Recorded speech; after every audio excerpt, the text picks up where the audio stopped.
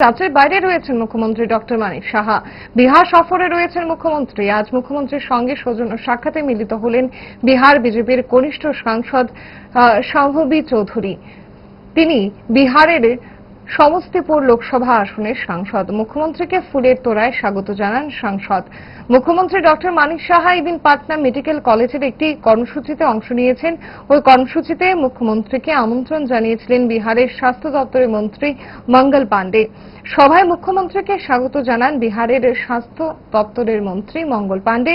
পাটনায় ত্রিপুরার মুখ্যমন্ত্রীর সঙ্গে সৌজন্য সাক্ষাৎ পর্বে ছিলেন বিহার সরকারের শিল্প দপ্তরের মন্ত্রী নীতেশ মিশ্রা। উভয়ের মধ্যে হয় সৌজন্য বিনিময়ের পাশাপাশি মত বিনিময় পর্ব। বিহারেই ছিলেন দেশের বিশিষ্ট সঙ্গীত শিল্পী কুমার শানু ওরফে কেদারনাথ ভট্টাচার্য। বিখ্যাত সঙ্গীত শিল্পীর সঙ্গেও সুযোগ করে সেরে নিলেন সাক্ষাৎ পর্ব।